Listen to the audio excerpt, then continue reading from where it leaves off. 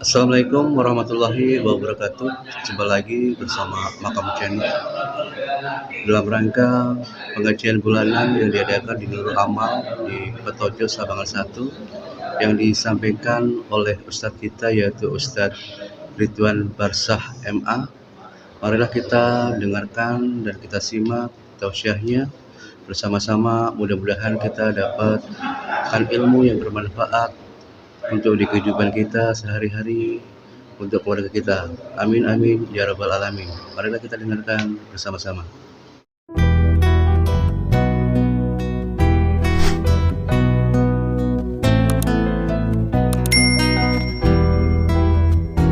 Assalamualaikum warahmatullahi wabarakatuh. Alhamdulillahirabbil alamin, nahmaduhu wa nasta'inuhu wa nastaghfiruh wa na'udzu billahi min shururi anfusina wa min sayyiati a'malina.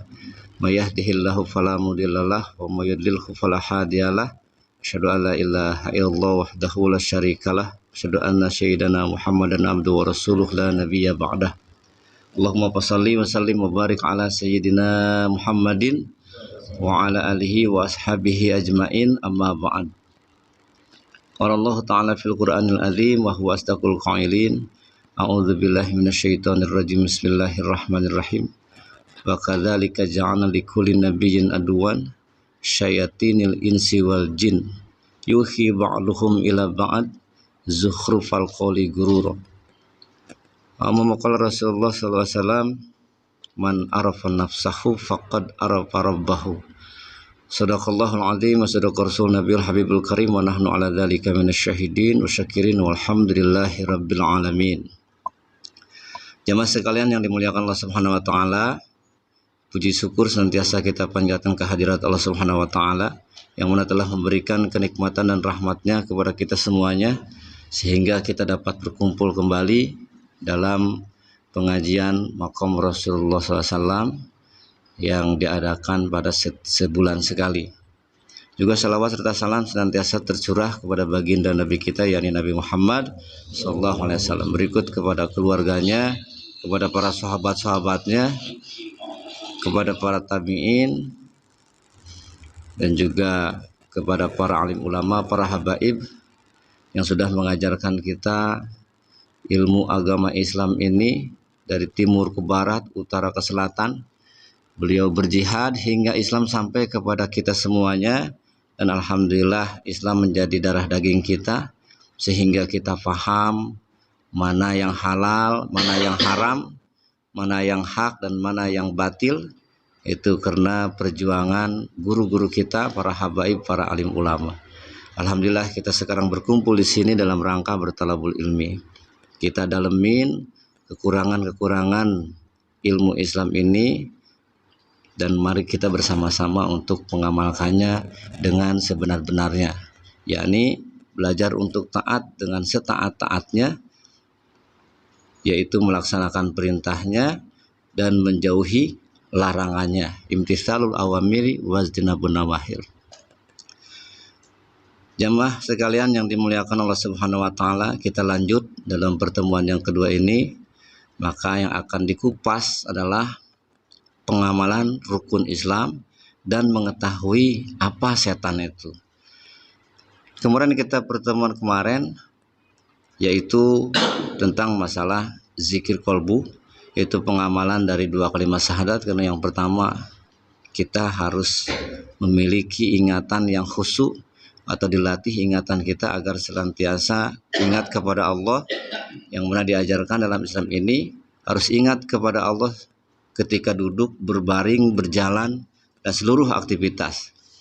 Oleh karena itu lahirlah zikir kolbu dengan mengubah detak jantung atau suara detak jantung, kita ubah dengan menyebut nama Allah.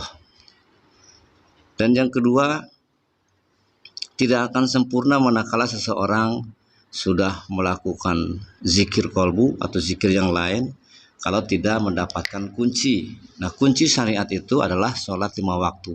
Apapun ibadah kita yang kita lakukan, kalau terlewat sholat 5 waktunya, maka semuanya akan menjadi bangkrut atau ibadahnya ditolak oleh Allah Subhanahu wa taala. Kemudian yang ketiga, kita dididik untuk berzakat. Zakat fitrah kemudian zakat mal dengan nisab-nisab tertentu. Dari pelajaran zakat kita petik bahwa awal mulanya wa mimma razaqnahum yunfikun. Yunfikun itu dari kata nafaqah, infak, atau kita cari nafkah. Dari nafkah yang kita cari dari pagi sampai sore setiap hari, bisa dapat seminggu kita mendapatkan rezeki atau sebulan, maka dari nafkah yang kita cari dipintas sebagiannya untuk yang lain. Nah, sebagian inilah yang dinamakan untuk menjadi zakat fitrah atau zakat mal dan juga sedekah.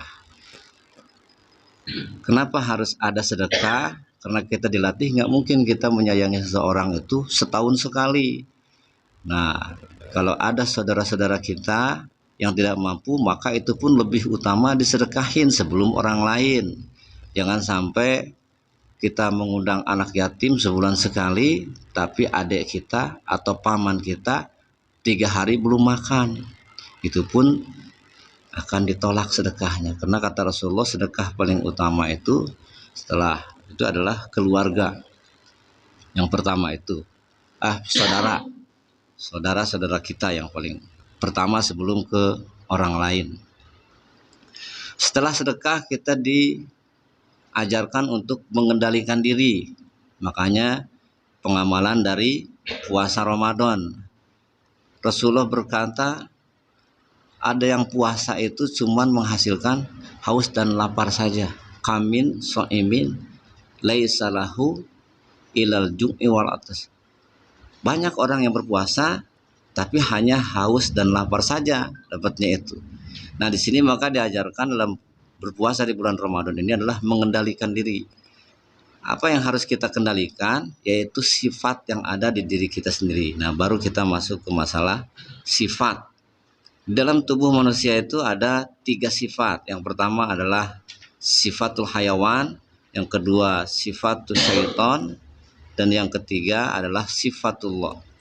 Sifatul hayawan ini wujudnya manusia tapi akhlaknya seperti binatang, maka sifat binatang, gitu ya. Nah, kalau kita untuk mempelajari sifat binatang, contoh, ada satu binatang kalau dikasih makan, kemudian ditelan, disimpan di leher, dikasih lagi, dipegang, tangan kirinya sudah penuh, bahkan kakinya pun ikut megang, kalau dikasih masih juga mau. Nah, sifatnya ini berarti serakah, itu ada di kera ya, atau monyet. Jadi kalau sifat tamak, serakah itu, maka wujudnya manusia tapi sifatnya binatang, akhlaknya seperti monyet. Berikut yang binatang-binatang lain. Nah, jangan sampai ada di diri kita. Kemudian yang kedua adalah sifatus syaitan. Nah, sifatus syaitan dalam kitab Sulamun Taufik itu dikatakan minal uzbi, waria, ya, watakabur, ujub, ria, takabur, iri, dengki, jahil, aniaya, benci, marah, dendam, pamrih, secara mendetailnya. Nah, sebelum kita berlanjut memecahkan ini, maka yang pertama kita harus paham dulu apa setan itu. Setan itu berawal dari kalimat shin besar, kemudian to, dan juga nun. Awalnya adalah syatona, artinya adalah jauh, jamak jadi syaitona. Nah, jadi syaitona, awalnya syatona menjadi syaitona, artinya adalah jauh. Jadi kalau dikatakan apakah setan itu wujud, makhluk atau bukan? Maka jawabannya adalah setan itu sifat, bukan makhluk. Nah, artinya adalah jauh. Nah, setan ini terbagi menjadi 2 bagian. Dan sifat syaitan ini akan masuk ke 2 sosok makhluk. Baru kita berbicara makhluk, yaitu kepada manusia dan juga jin. Allah berfirman dalam surah Al-An'am ayat 112, A'udzubillahi minasyaitonirrajim, Bismillahirrahmanirrahim. Wa kadzalika ja'alna likulli nabiyyin aduwan syayatinil insi wal jin. Dan demikianlah bagi setiap nabi itu aduan, ada musuhnya. Siapakah itu musuhnya? Kalau berbicara nabi, berarti dia adalah seseorang yang diangkat oleh Allah untuk menyebarkan kebaikan, untuk menenteramkan bumi.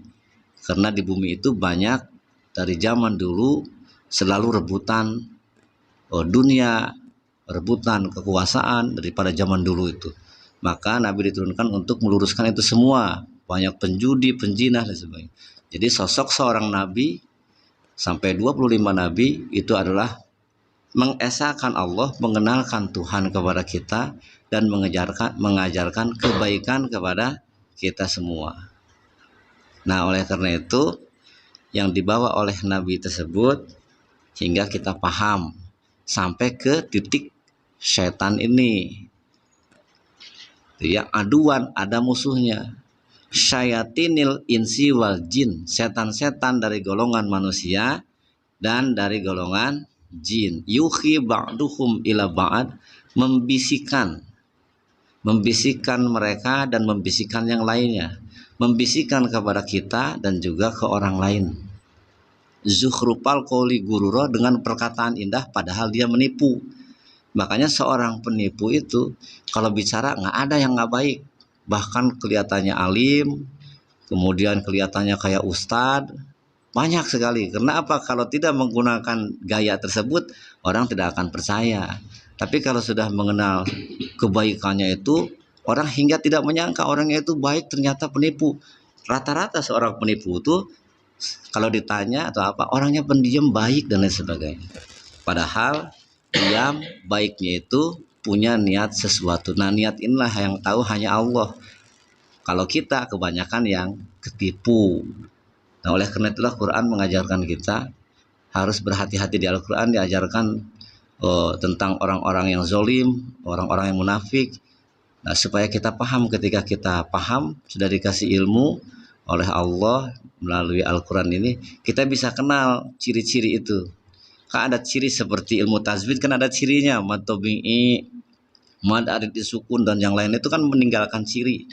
Kalau tidak ada ciri, kita tidak paham hukumnya mad, kemudian hukumnya ilhar dan lain sebagainya. Berikut ciri orang musyrik, ciri orang munafik itu pun ada ciri-cirinya. Ciri orang musyrik bila mana dikasih peringatan, tidak dikasih peringatan, dia tetap aja nggak mau beriman. Berarti dia golongannya orang musyrik. Gitu. Kemudian ada ciri orang munafik, suka nipu, suka berbohong, dikasih amanah, dia ingkar. Nah, kalau kita ketemu dengan orang tersebut, hati-hati, Allah sudah ngasih tahu. Itulah fungsinya Al-Quran menerangi kita. Jadi kita paham, oh ini seorang penipu. Kalau kita temenin, tidak ada unsur dakwah untuk ngasih nasihat, akhirnya kita yang ketipu. Oh ini seorang tukang bohong. Kalau kita temenin, lama-lama kita yang akan dibohongin. Nah, itulah kegiatan-kegiatan setan masuk ke wujud manusia dan juga ke jin. Jadi setan itu adalah sifat yang masuk ke dua makhluk, yaitu manusia dan juga jin. Nah, sifat syaitan itu adalah ada 11. Baru kita kupas ya. Dalam Al-Quran Allah berfirman, wala tatabi'u khutuwati syaitan, jangan ikuti langkah-langkah setan, innahu lakum aduwwum mubin, sesungguhnya setan itu musuh kamu yang nyata. Nah, kita periksa diri kita masing-masing, apakah sifat itu kita masih ada atau betul-betul sudah bisa dikendalikan. Ujub ini adalah seseorang yang sering pamer, punya harta benda, punya kekayaan, dan itu di hatinya ingin selalu memamerkan kepada orang lain, gitu ya. Punya handphone 8 juta atau punya emas, contoh ibu-ibu. Kalau ibu-ibu pakai jilbab, kalungnya keluar. Nah, kalau ditanya ke ibu-ibu itu maksudnya apa? Berarti kan pingin dilihat oleh orang lain, pingin pamer. Ujub itu begitu. Jadi memamerkan sesuatu kelebihan yang diberikan oleh Allah, itu namanya ujub. Kemudian yang kedua adalah riya. Riya itu selalu tidak ikhlas ya. Ada yang berceramah mengharapkan amplopnya, ada yang banyak sekali sekarang itu. Sedangkan itu memang tidak ada contoh. Pernah nggak ada hadis, sepotong hadis mengatakan bahwa Rasulullah setelah ceramah dikasih uang. Ada nggak kira-kira di hadisnya? Mungkin itu ada berapa ribu hadis. Pernah nggak Rasulullah ketika setelah ceramah dikasih uang? Tapi yang paling banyak Rasulullah itu kalau sudah ceramah apapun malah dia bersedekah. Dia berdagang pun ada orang nggak mau malah dikasih. Itu akhlak Rasulullah SAW. Tetapi ada sebuah hadis kata Rasulullah itu, bayarlah jasa seseorang sebelum kering. Nah, jadi kalau masuk ke jasa, maka bayarlah jasa seseorang sebelum keringatnya kering. Nah, dari perkataan Rasulullah inilah dijadikan sesuatu bahwa infak boleh dan harus ke 8 asap, termasuk kepada ustadz dan juga para ulama, karena dia masuk ke jihad fi sabilillah. Cuman seorang ulama tidak boleh memasang tarif.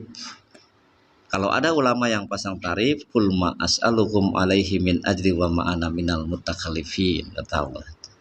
Katakanlah oleh engkau Muhammad bahwa jadi Kangjeng Nabi Muhammad suruh berkata, kata Allah tuh ya, atau para ulama itu suruh berkata, aku tidak minta upah sedikit pun atas dakwahku dan aku bukan termasuk orang yang mengada-ngadakan.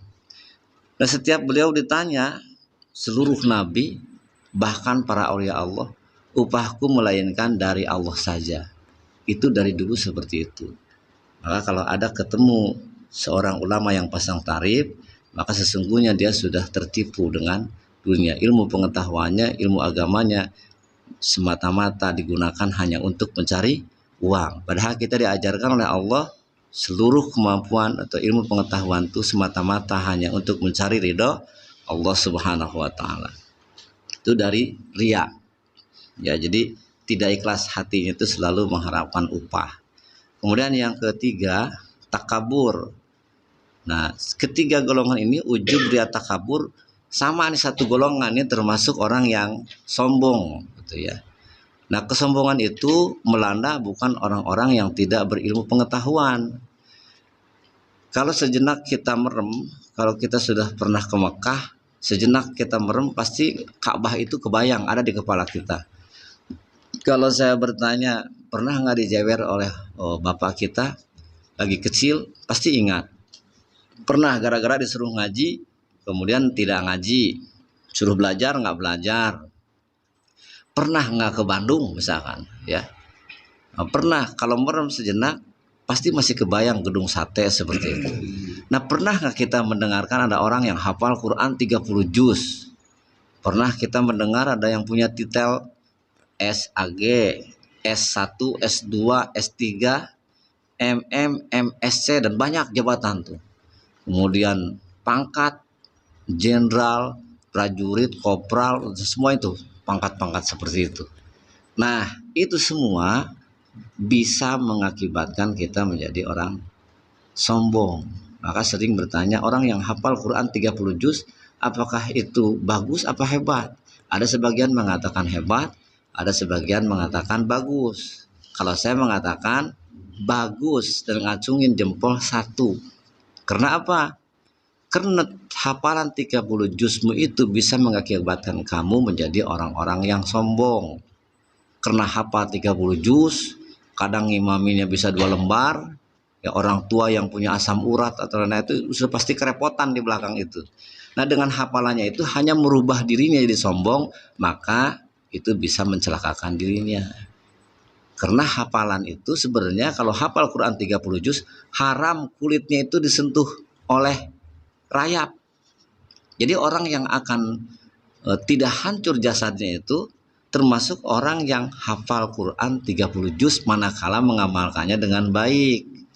Tapi kalau mengakibatkan dia sombong, nah itu tetap kena kesombongan. Itu dalam surah An-Nisa Allah berfirman, innallaha la yuhibbu man kana mukhtalan fakhur. Sesungguhnya aku itu benci, tidak suka sama orang fakhur. Fakhur itu bangga dengan dirinya. Nah, Allah itu nggak suka. Maka Allah membenci orang-orang yang sombong. Karena kemarin kan kita kupas bahwa sombong itu milik iblis. Sangat pintar, cerdas, tapi sama Allah dibenci karena dia sombongnya itu. Maka sekali-kali kita jangan seperti iblis. Nah, takabur, sombong ini mengakibatkan hancurnya keimanan ketakwaan kita. Jadi percuma nanti ibadah banyak tapi punya sifat sombong ini, maka semua akan menjadi bangkrut.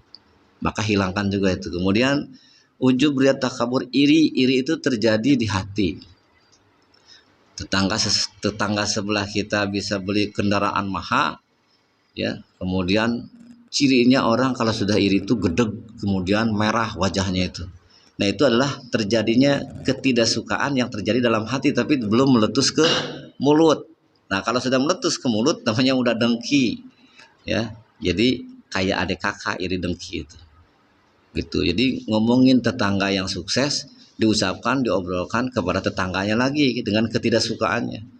Bisa mengatakan dia hasil korupsi atau mengatakan hasil muja. Nah, itulah kalau orang sudah dengki bisa menjelek-jelekan gitu ya, karena tidak suka dengan kesuksesan orang lain. Itulah garis bawahi itu saja, tidak suka kepada kesuksesan orang lain dan bisa diada-adakan.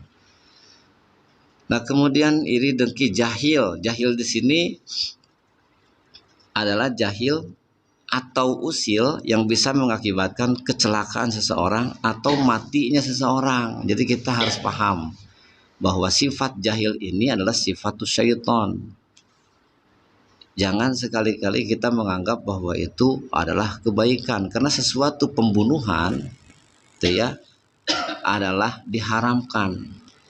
Jangan sampai menganggap orang lain kafir gitu ya, sesama muslim terus mengkafirkan orang lain. Rasulullah mengatakan barang siapa orang mengatakan ya kafir, ya Yahudi, ya Adimadin dalam kitab Sulamun Taufik, maka kata Rasulullah kekafirannya itu akan seketika membalik kepada si pembicaranya. Maka jahil ini bukan artinya menganggap orang itu kafir kemudian kita bawa bom dipasang di mall, sedangkan di situ kemungkinan ada alim ulama, ada orang-orang soleh. Nah, itu harus dipahamin bahwa itu adalah sifat jahil. Dengan menganggap dirinya akan masuk surga, emang sudah kenal dengan Allah dan yakin masuk surga? Emang sudah bisa bicara dengan Allah langsung sampai punya keyakinan masuk surga? Sedangkan yang masuk surga itu adalah akhlakul karimah yang dicontohkan oleh Rasulullah SAW. Islam itu berhasil ke bumi ini bukan hasil perang, tapi hasil akhlak Rasulullah. Perang itu bisa dihitung, tapi kebanyakan yang dia itu masuk karena akhlak. Nah, kalau seorang Islam terus menganggap dirinya paling benar, itu sudah salah besar. Karena yang dulu merasa dirinya paling benar siapa? Fir'aun, Namrud. Nah, kalau kita punya sifat itu sama aja dengan Fir'aun, dengan Namrud. Merasa dirinya paling benar, yang lain salah. Gitu ya. Bisa nunjuk satu telunjuknya ke orang lain, padahal 3 jari menunjuk kepada dirinya. Nah, itu jahil, usil yang bisa mengakibatkan matinya seseorang. Tapi kalau jahil usil itu cuma humor saja, seperti teman kita tidur kasih garam atau di pos kamling, sarungnya diikat atau tali sepatunya diketinggalan, kemudian pas bangun dia jatuh. Kalau sebatas humor itu tidak apa-apa. Tapi kalau yang dihumorinya itu marah, maka cepatlah minta maaf. Itu adalah jahil atau usil yang bisa mengakibatkan kecelakaan seorang atau matinya seseorang.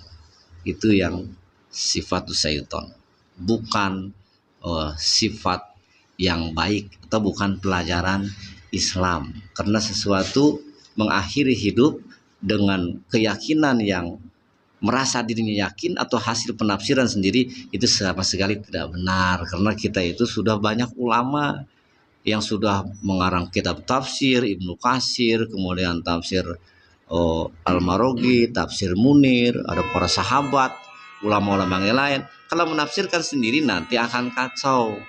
Kita harus mengikuti guru-guru kita yang sudah bismillahnya tajam-tajam. Bismillahnya itu selalu dikabulkan oleh Allah Subhanahu wa Ta'ala. Ini kadang-kadang suka menafsirkan sendiri.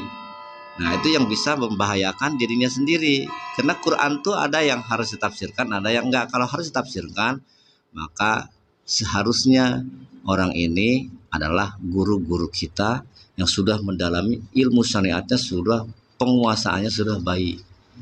ya, Zurmiyah, Mantek, Balagoh, Bayan, dan kitab Islam itu ada sampai 116 lebih.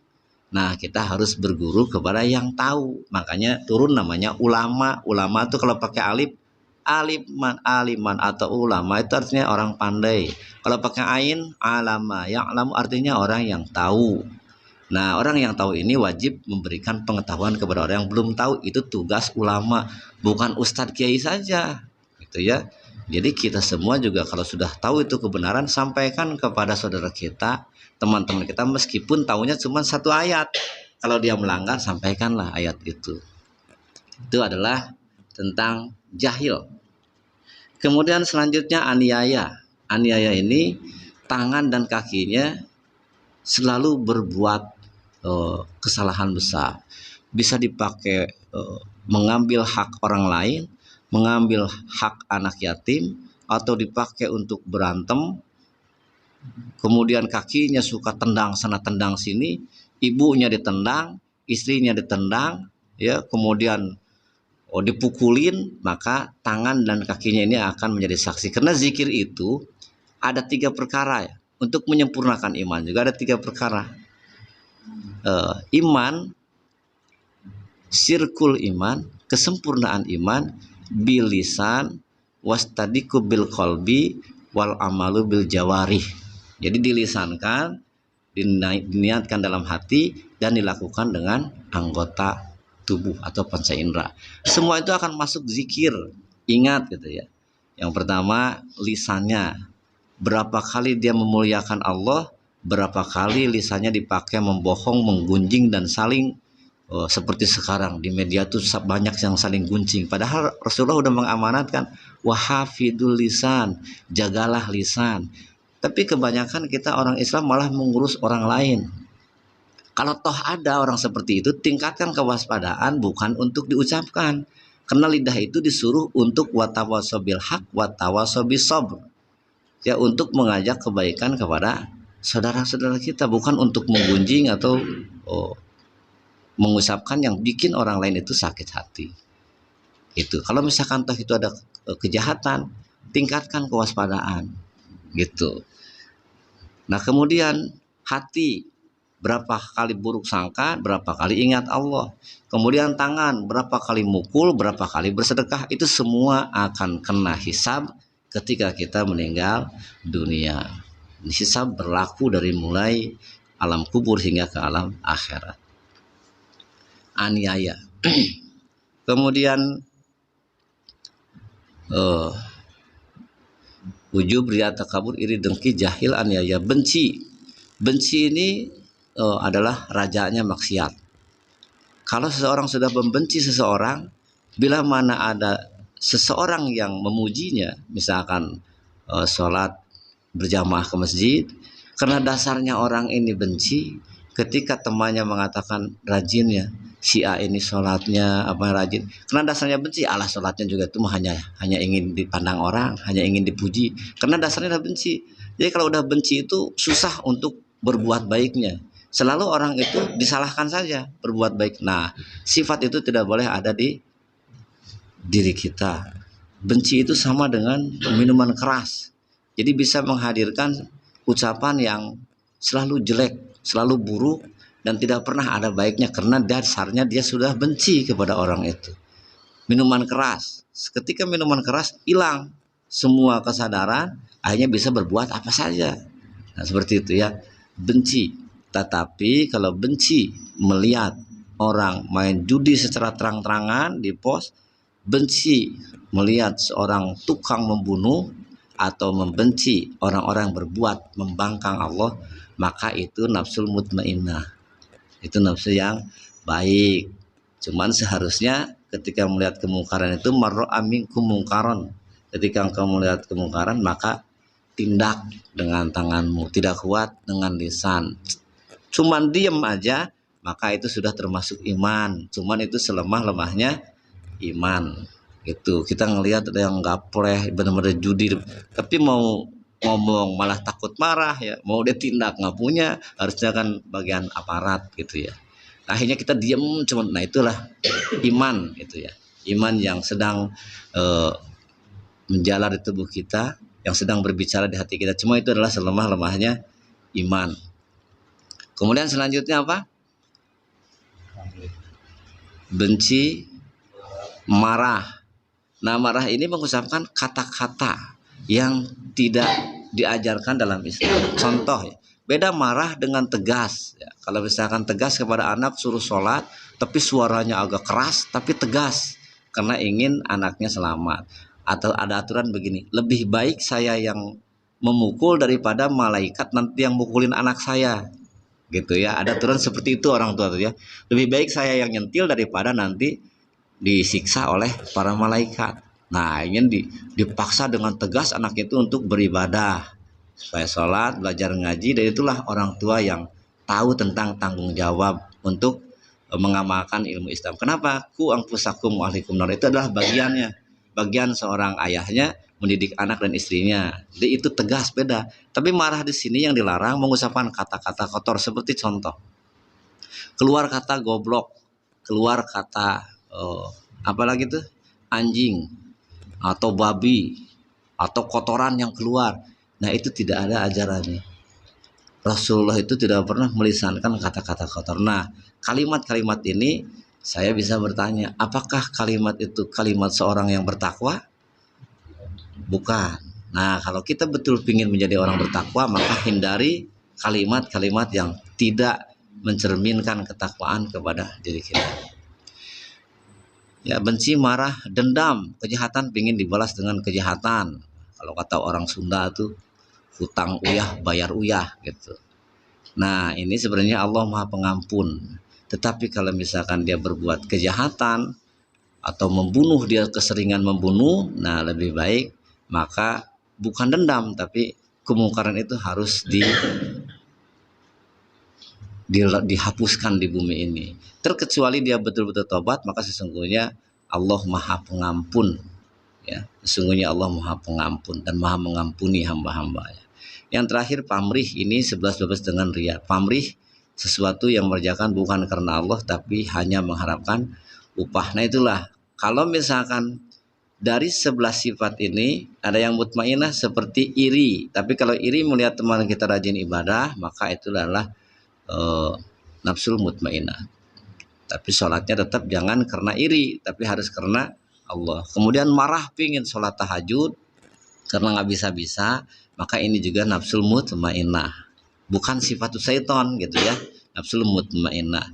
Tapi kalau sholatnya marah-marah kurang bagus, karena sholatnya harus karena Allah. Benci melihat kemaksiatan, maka ini juga nafsul. Dari 11 sifat ini ada 3, yaitu iri, benci, dan juga marah. Pertanyaannya adalah, Allah berfirman, wala tatabi'u khutuwati syaitan, janganlah kamu ikuti langkah-langkah setan. Nah, tadi sudah dikupas, sifat itu ada 11. Apakah masih ada sifat itu di diri kita? Kalau masih ada sifat itu di diri kita, maka ruh dan jasad kita belum sempurna keislamannya, belum sempurna keimanannya, belum sempurna ketakwaannya, dikarenakan kita masih mengikuti langkah-langkah setan. Atau mungkin kita sendiri menjadi setan, belum wujud manusia yang sesungguhnya. Nah, itulah yang bisa disampaikan ya. Kemudian yang terakhir adalah berhaji, hijul fuqara'i wa hijul masakin. Ya, haji untuk ibadah haji, hijul baiti manis tato'a ilaihi sabila, hanya untuk orang-orang yang mampu untuk berangkat ke Mekah. Bila mana pengamalan rukun Islam dari mulai syahadatnya, sholatnya, kemudian zakatnya, kemudian pengendalian dirinya itu sempurna, maka berangkatlah ke Mekah, insya Allah akan mabrur. Tapi kalau 4 perkara di atas itu masih kurang, pasti masih ada sifat yang dibilang sifat syaitan itu. Ada yang pingin disebutnya Pak Haji, disebut Pak Haji, kalau nggak dibilang Pak Haji nggak mau nengok, ada seperti itu. Padahal itu bukan jabatan ya, bukan titel sebenarnya, itu rukun yang kelima. Nah, bagi yang belum bisa berangkat untuk ziarah, untuk berangkat berhaji, memang haji itu beda daripada yang 4 di atas. Karena kalau sholat kita bisa di mana saja, baca syahadat kita bisa di mana saja, berpuasa bisa di mana saja, berzakat bisa di mana saja. Tapi kalau haji nggak bisa di mana saja, itu harus di Mekah Al-Mukarramah. Itu tetap harus di sana. Nah, bagi yang belum bisa, maka Rasulullah bersabda, hijul fuqara wa hijul masakin. Hajinya fakir miskin, yaitu sholat Jumat. Itu ya. Sholat Jumat itu pahalanya pahala haji. Itu yang bisa disampaikan. Sekali lagi mohon maaf atas segala kurangannya. Billahi taufik wal hidayah. Assalamualaikum warahmatullahi wabarakatuh.